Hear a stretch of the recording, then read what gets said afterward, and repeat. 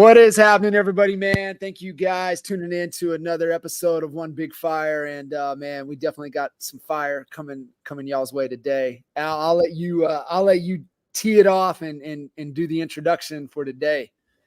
Yes. So we had one heck of a week in Cleveland, Ohio, gentlemen.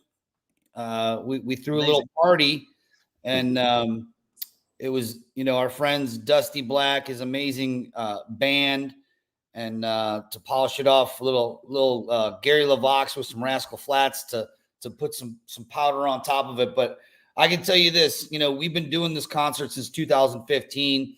We never saw so much energy coming out of one guy on that stage.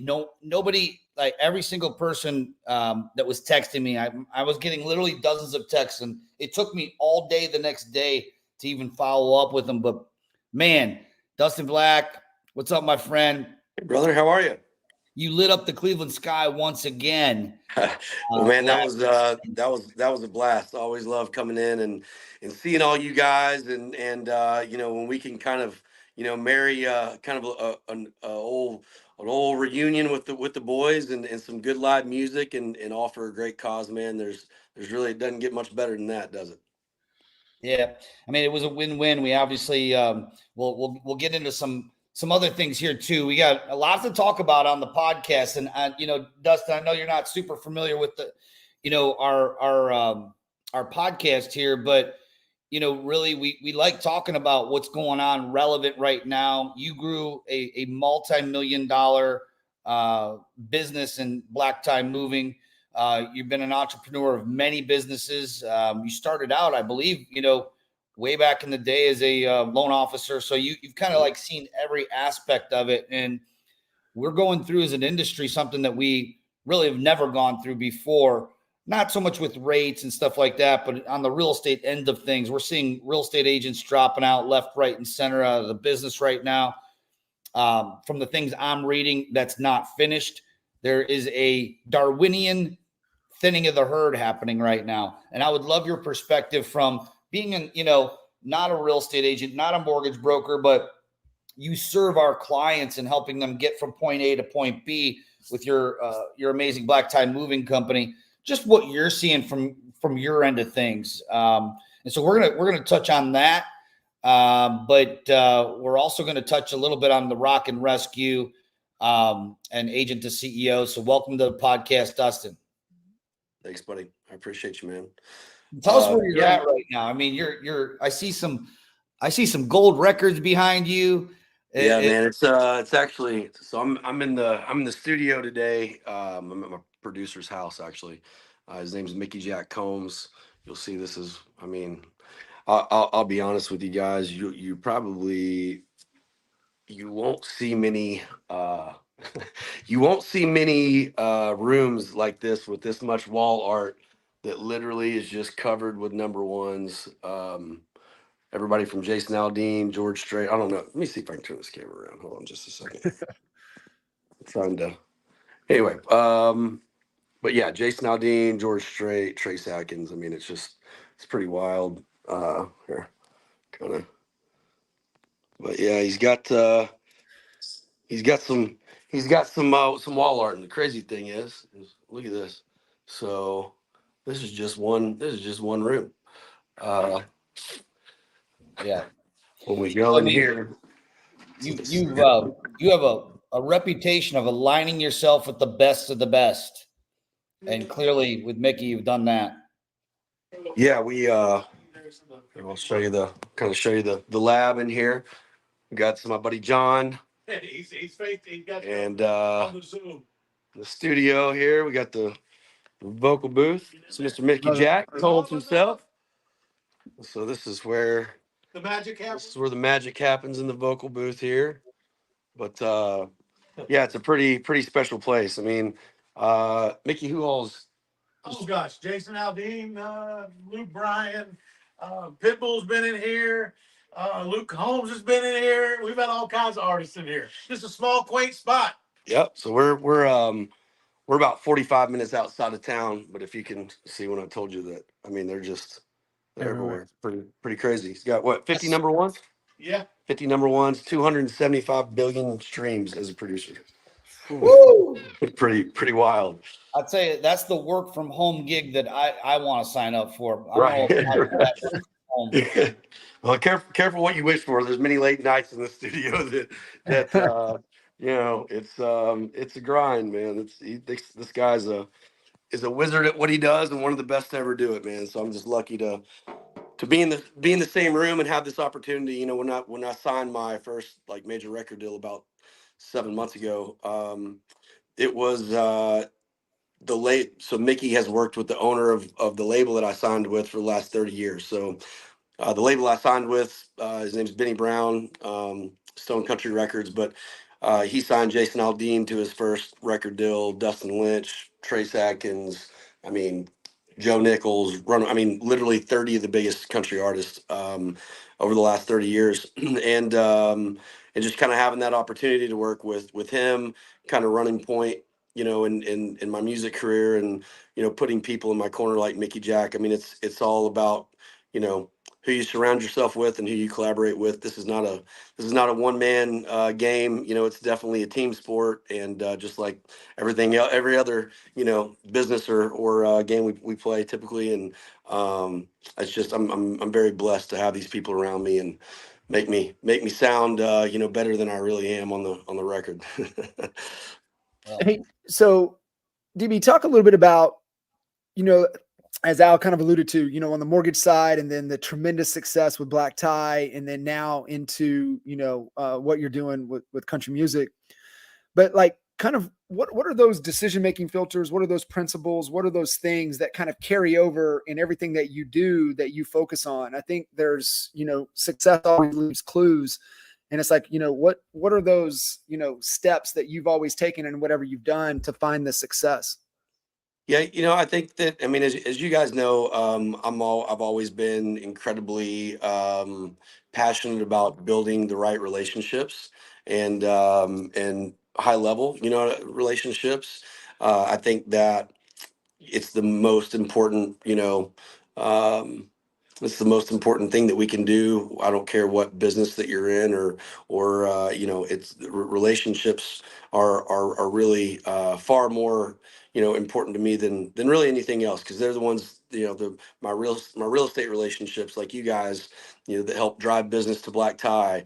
My relationships in, you know, if I want to write, you know, the best song that I possibly can, then I better get in the room with the best songwriters that I can possibly find. Does that make sense? And, you know, I think just putting yourselves, you know, in a position to win by surrounding yourself with, you know, the best of the best. That's something that I've always tried to do. I try to be a student at all times when I'm in those rooms, and find how I can not only, you know, not learn, you know, learn from these other guys everything that I can, but also learn what I can do to provide as much value as I can to them.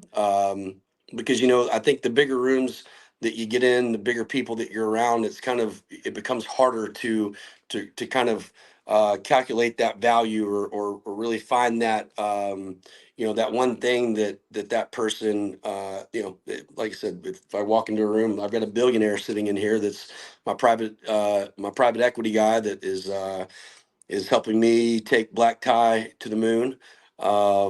And he came in the studio with me today. We're doing some music business stuff as well. But, you know, it's finding things that guy that guy's passionate about, or things that you can do to add value to a guy like that's life. You know, it's a little bit harder to do that for a guy who has everything, right?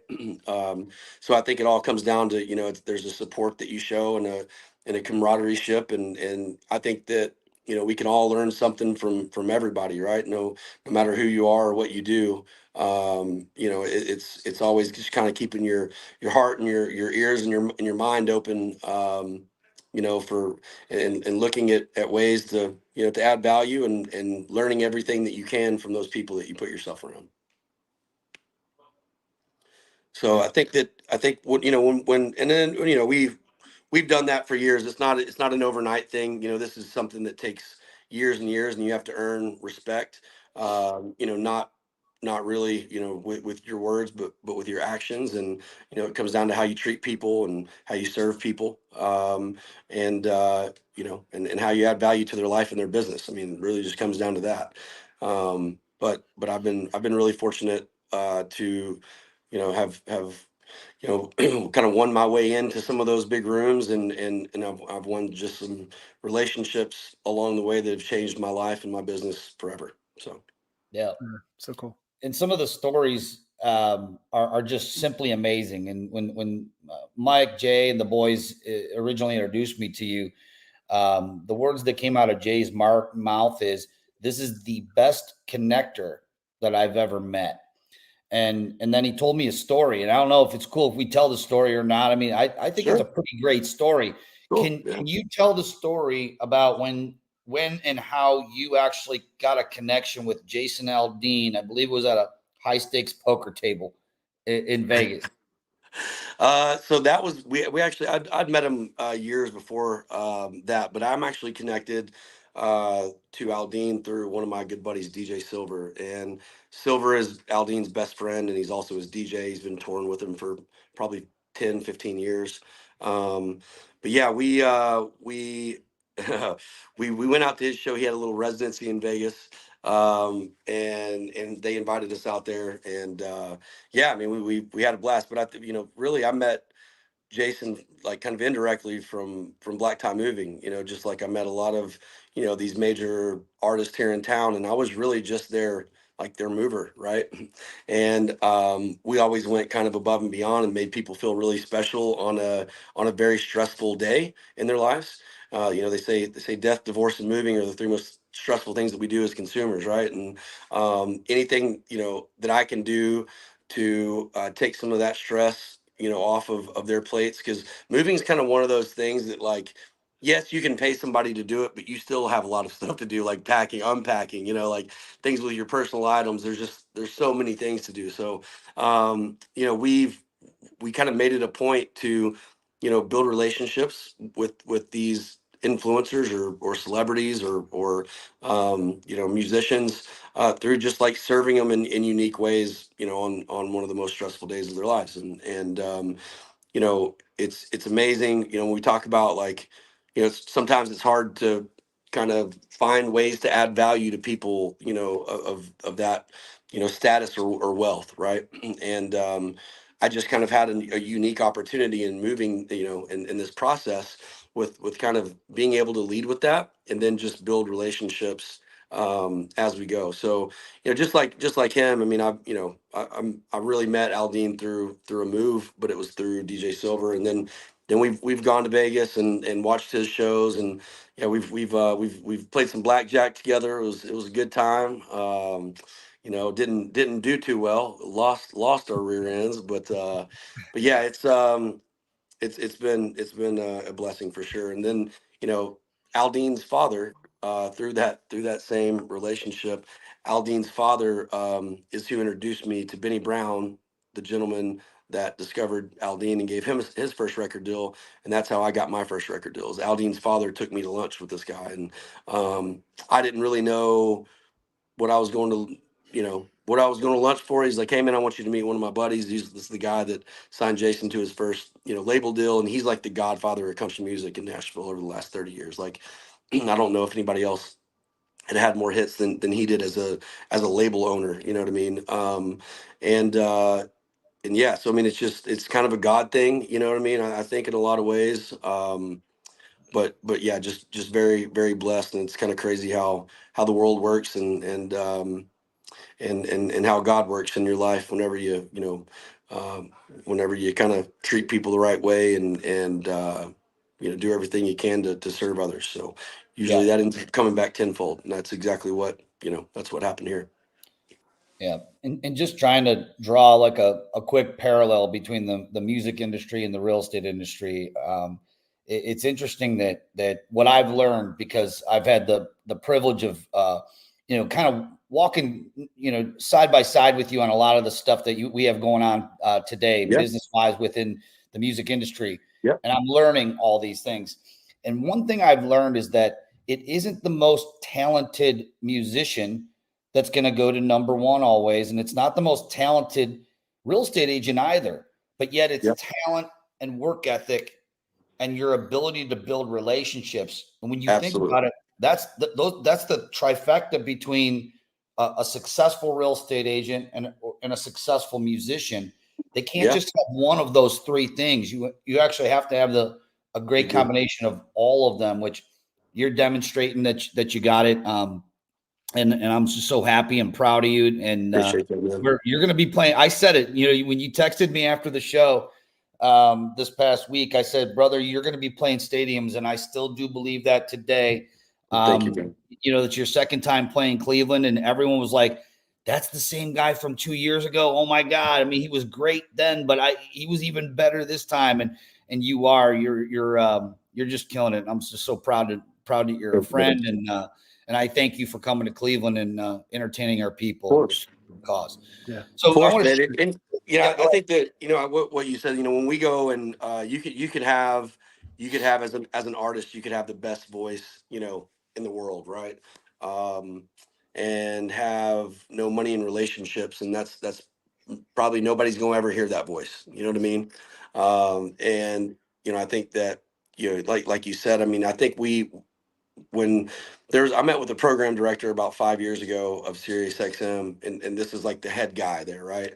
And I took him out to play golf.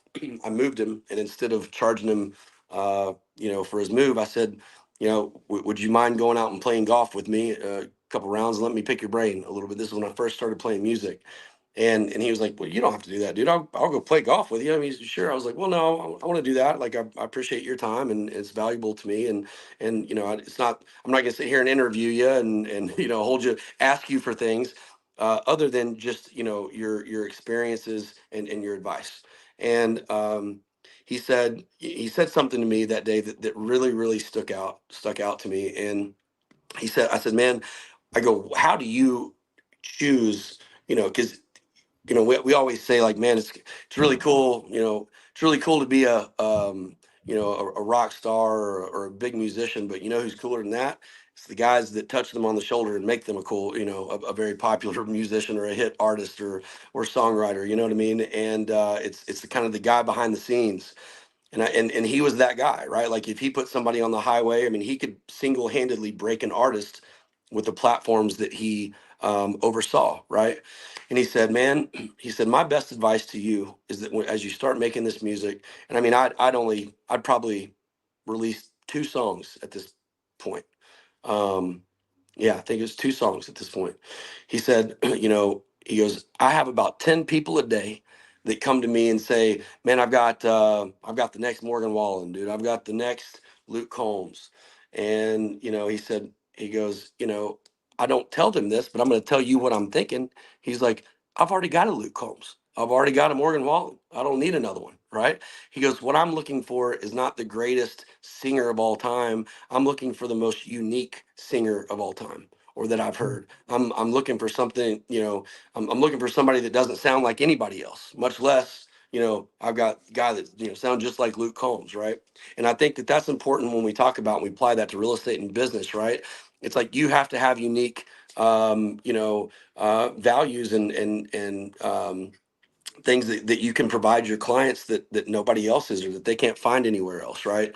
And it's not necessarily you just have to be the best. You just have to be unique and really good at earning that relationship and understanding, what value to add, to the right places, and really what is important to people, right? And a lot of that comes from, just good old, conversation, relationship building, and asking the right questions.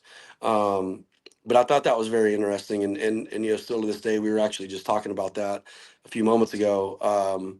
And that's what wins ball games. It's not being the best; it's being different, and obviously, creating something or an experience that maybe they can't find anywhere else, right? And just like as an agent or as a musician, I want to write songs and and record music that is like, man, I've never heard that story told that way, right? Or I've never heard a voice, a voice like that, right? Like you want to be unique. So that's what we're trying to do. That's the goal. Yeah. And man, as you were going through there and listening to kind of what you're doing in, the music industry, I'm thinking through Black Tie, everything that you're saying right there. And so, I think grounded in where you find success in being able to offer a unique, different experience and into to the thing, right? So if you guys listening in, just look up Black Tie Moving. I mean, just the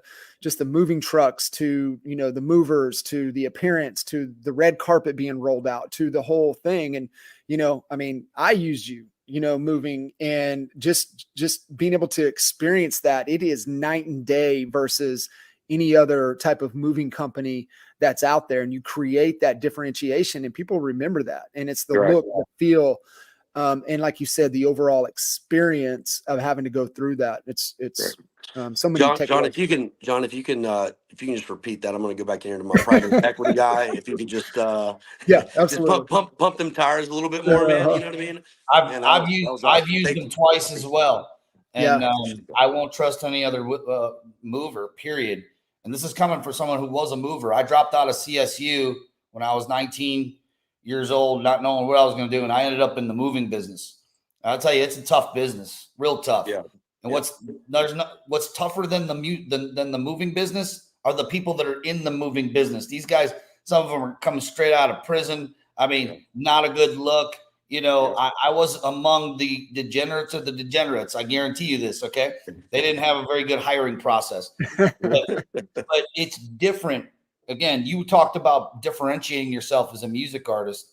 We have to do that as agents. You guys did that as a Black Tie moving. It really truly is Black Tie. These guys show up with Black Tie t-shirts. They're dressed in uniform. They look presentable. They say, yes, sir. Yes, ma'am. No, sir. No, ma'am.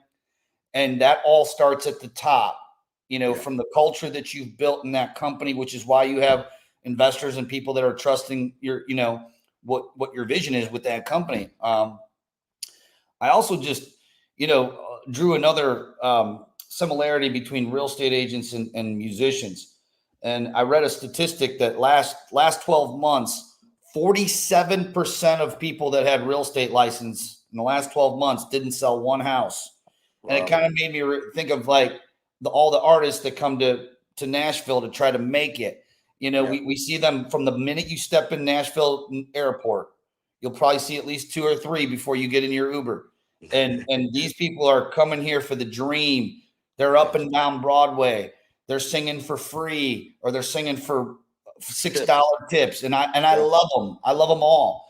The point I'm trying to make, because they're chasing their dream. They're doing what they love, and they hope to make a living from it. But the truth of the matter is, you got to have that trifecta, which you've nailed. And not too many people are going to make it in that business. Our business is getting harder to make it on as well. So we're just proud of you, brother. I appreciate it, man. Yeah, we've definitely experienced I think, there was a statistic that came out that last year in 23, there was the least amount of moves, the consumer moves on record since 1940, which is when they started keeping record. So really in our lifetime, last year was the least amount of consumer moves, and it was almost cut in half. I think it was like 8.7% of consumers move each year, on average, over the course of that time. And it obviously it changes a little bit and varies, but last year it was like 4.9. So I mean, it was almost cut in half, and I mean, it's you have to kind of adjust your business model, and we were in super hyper growth mode, coming into like 2020, 2021. We built this big foundation to expand our corporate locations and start selling franchises, which we did, and and then you kind of you build that foundation to and level of support. And then you're starting in a lot of new locations, and then and your market drops by 50%. I mean, that's not a really good combination. We've really found ways, and obviously not to mention all the costs that have inflated, like gas, like fuel and materials and labor, and all these things. I can't, my movers make 20 to 30 an hour and plus probably another $10-15 an hour in tips. You know, and it's you know, it's hard to find guys to move furniture with, you know, for $20 an hour when McDonald's is paying 15, you know what I mean? So, and there's kind of, you got to find that median to what, you know, I know that there's no way I would do a move without a higher level, higher paid, higher skilled, and more, and more skilled in customer service as well. I don't really hire movers. I hire great people and then turn them and train them into great movers. We've had far more success doing that than we have trying to make the great experienced movers great people. You know what I mean? Traditionally, these guys are all the felons and have a lot of background issues, and they're really good at moving, but you know, I wouldn't feel comfortable with them in my house, you know, when I wasn't looking, you know what I mean? So we have to kind of manage that whole customer experience. And whenever somebody, you know, when somebody buys a black tie move, that's what they expect. So, you know, we can't slap a fancy brand on something and then come out and under deliver, or that's going to be a very poor recipe and a business model that will fail and sink very fast. Dusty, So, hey, go ahead. Dusty, talk about you said something. I want you to hit on this real quick because, like you said, the lowest amount of moves on record, and I bet 20. You know, this year is probably pretty close to the same, if not a little bit down even from that. How do you like lead your leaders to navigate? Hey, you know, we've got the right people, we've got the right equipment, we've got this, but the business model doesn't support, you know, the amount of business that we have just because people just aren't moving. How do you navigate, you know, uncertainty and tough times from a leadership perspective? How are you leading your leaders to lead the rest of the organization through challenging times? Yeah, you know, I mean, I think that you know, any challenging time is going to come with a lot of hard decisions.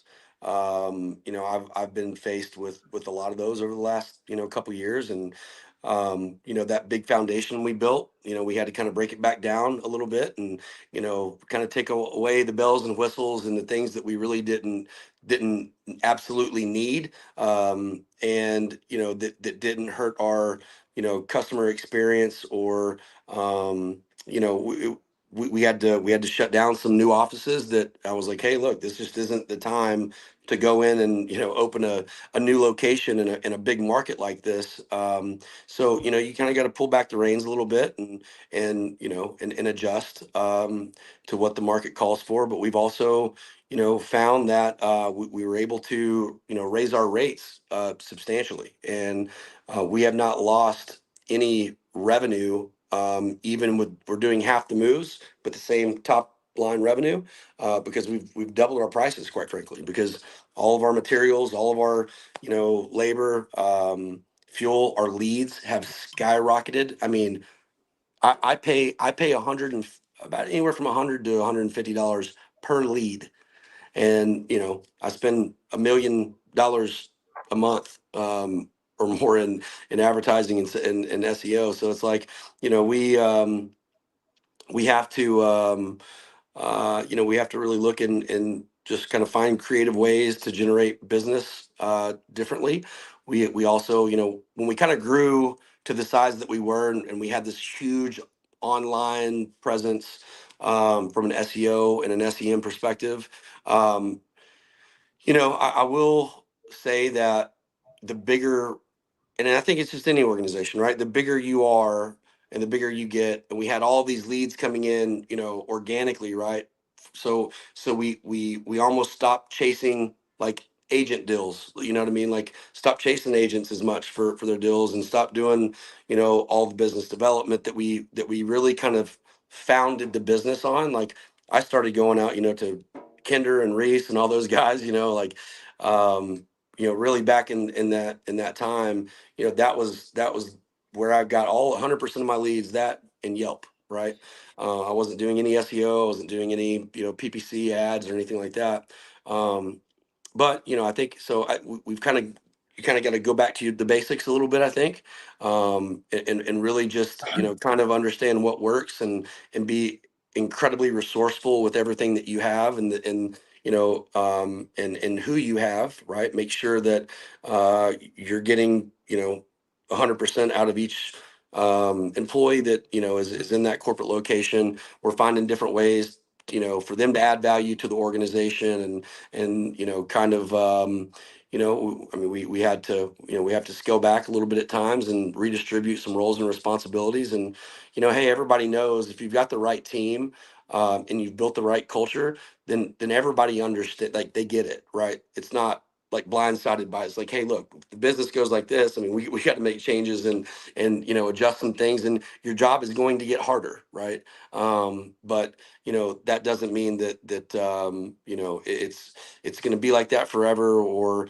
that you're still not going to enjoy it and make it, we're going to make an impact. But Dude, I love so that. I just think it's adjusting your game plan, man. You always got to have a plan B and a plan C. And I'm a big tester, so I test everything from lead sources to uh,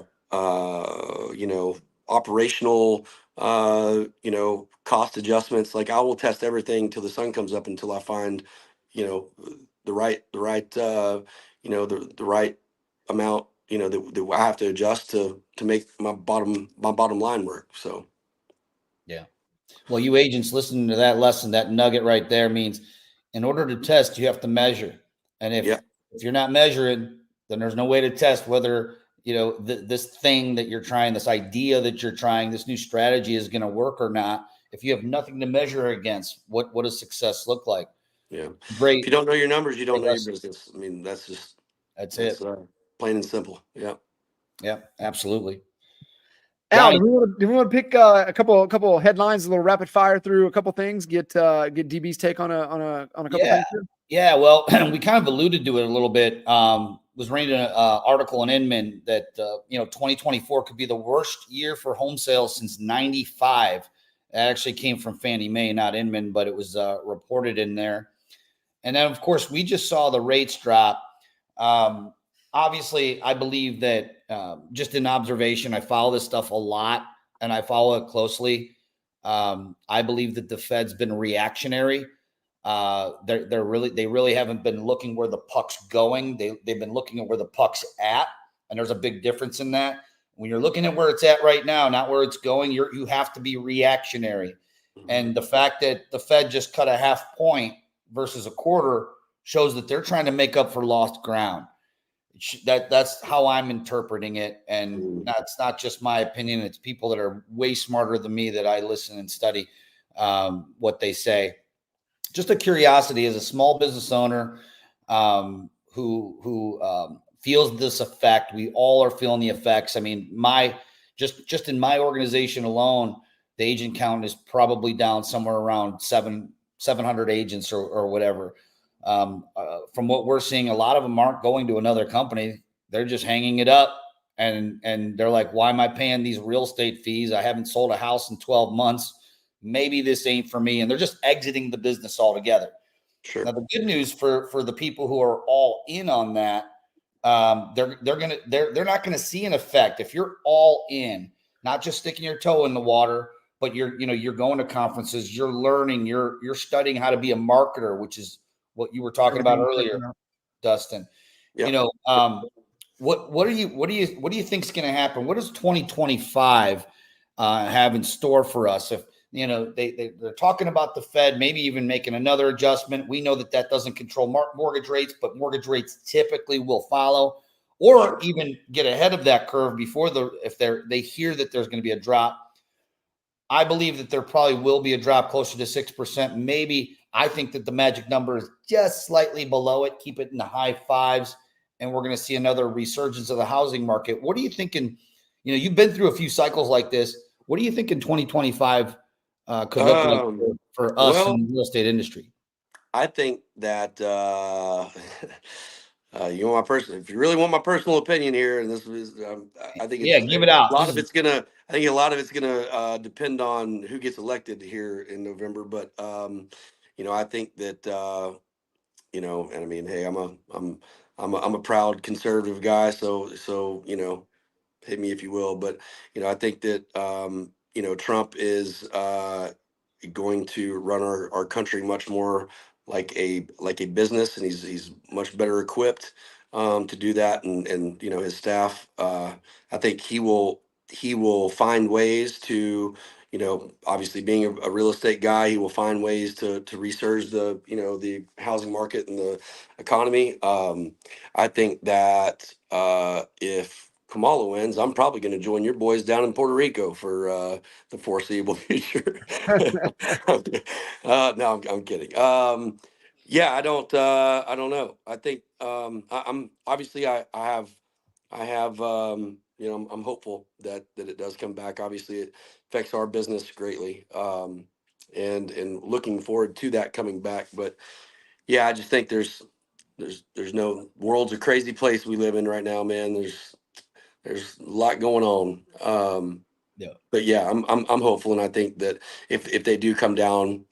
And I think you're right about being in that high five market. I think that's a really good place, for rates to hang out a while, and for people to get the confidence back to go and buy homes. I mean, because if you think about it, like my particular customers, I mean, we're a luxury homeowner, but we move apartments, we move, commercial building, I mean, we move everything, right? Local, long distance, whatever. But I would say 65% of my clientele are luxury homeowners, in that, like, depending on the market, 700,000. Nope. Uh-oh. We lost him. Hopefully he'll be able to jump back in here. Mickey Combs said, "Hey, enough. We got to get back to No, the studio." we got work. Pulled the plug on him on his internet. Yeah, so maybe he's gonna come back. It looks like it. Yo, It's trying. it's trying. That internet. It's No, trying. to that point though, right? Like, I mean, if we all had the crystal ball, I think you look at, I mean, it is going to really determine, where direction goes coming out of November. But if you look back historically, since 1970, we know after every presidential election, except for maybe one time since 1970, home sales have increased. So if Yes. you're looking historically at that, that's something to look at. All right, we got him back. Yeah, sorry about that, guys. I had a phone call. I didn't know that it kicked me out there, but yeah, so about 65% of our clientele are luxury homeowners. So we'll say 750,000 in up in residential homes. And you look at a lot of these people that, with rates being, double, triple what they have locked in right now. I mean, they go out and buy the same priced house, and their payments, I mean, almost, double, right? So it's like, why would they move, right? So even if they wanted to, or they could upgrade. So I think, it's just caused a lot of, kind of our clientele to kind of sit tight and wait on, these rates to come down. So I'm really hopeful that, once they do a little bit, we are going to see a big resurgence in the market. So Yeah. I mean, I lean to the conservative side on probably 90% of everything as well. And but when there's one thing I'd like to, that I find a bit interesting, that when we talk about inflation and we talking about home prices constantly going up, which sends affordability down for many people.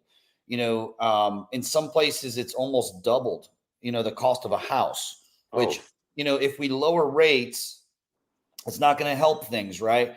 There's one factor that nobody talks about a whole lot, and that is the BlackRock factor. We're talking about institutional money that they literally have endless amounts of cash that they have to deploy and they have to buy.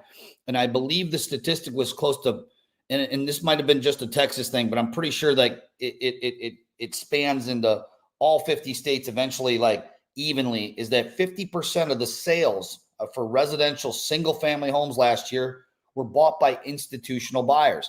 And these institutional buyers, they're not trying to buy everything 60 or 70 cents on the dollar. Some of them, they're paying sometimes asking price.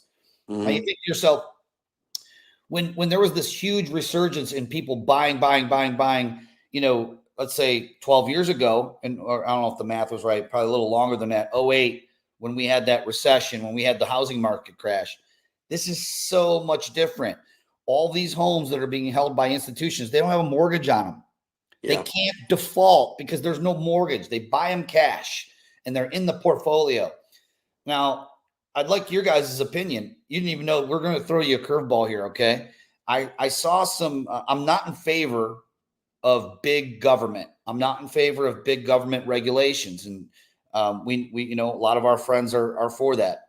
But in sight of knowing that 50% of the houses that are being purchased right now are being bought by Wall Street, by big hedge funds, BlackRock, all these big companies, would you be in favor of a government regulation limiting the amount of homes that these big corporations?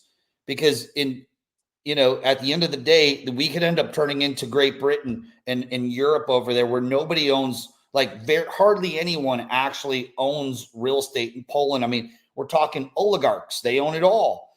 And it feels like that we're moving in a direction that the American dream of home ownership is going to start to dwindle away if the trend continues. What are y'all thoughts? Yeah, I mean, I think that you're right. I mean, it definitely could, and I mean, I would like to see some limitations. Not only for big financial corporations, but a lot of these big financial corporations that are buying up a lot of this real estate are not U.S. corporations. They are Chinese corporations, and they are, but I mean, like I said, so Russian corporation. I mean, it's kind of scary, really, when you peel back the layers. So yeah, I think that that's the scariest. And I didn't know that statistic either. I knew that, there was a huge, institution, kind of, you know, you know, purchase, trend right now that a lot of these, but I didn't know it was 50%. That's kind of wild. It is wild. We were working with some clients that kind of got in on that wave, and they were, just going in and just like cash offer. I mean, just cold calling people, homeowners, and just say, hey, would you like a cash offer on your home? And then, rates, and when everything did, it came to a complete stop. But those people were in rooms with decision makers of the from the institutional buyers. And their goal was to wipe away entry-level home ownership in America. They wanted to own all of the properties. And so, as you can see now, that it stopped for a little bit, but now they're full steam ahead. And, they're definitely trying to accomplish that. Yeah. Crazy. It's wild. Yep. Yeah. I mean, other than that, that's pretty much, we covered everything today, and it was awesome. And again, man, I appreciate you coming on here today. More importantly, I appreciate you and all your crew. Your band's amazing. Coming out to Cleveland and putting on one hell of a show for us here in Cleveland. I believe that that is not going to be the last show you do in Cleveland. I think I'm going to be checking you out in, Cleveland Brown Stadium or one of these big stadiums one day. It's going to happen. Hey, we'll from our mouth to God's ears, baby. Let's do it. You know what I mean? Let's go, baby. I love it. I love it. Hey, man, and obviously, man, like any opportunity that I get to come together with you guys and do something special for the community or for people in need, I'm always in, man. And I sent you boys a text after I left, and it's just like every time I leave there and every time I leave a room with you fellas in it, it reminds me how much I miss you and how much I love you, and really do just the level of friendship, mentorship, and it's pretty amazing, man. And we've been at this for about what, 15, 20 years now, all trying to put our fires together and help each other out, and I'm so proud of you guys and everything that you guys have accomplished and continue to accomplish in real estate and just in life, and couldn't be more blessed to call you my close friends, like family, man. Well, that's why we do this podcast, is to put all our fires together, make one big fire. Appreciate you, Dusty. Thanks, John brother. Kitchens, JK47. You put on a hell of an event, brother. Thank you, brother. Appreciate you. Amazing. Y'all have a good week. We'll see you at the top. See ya.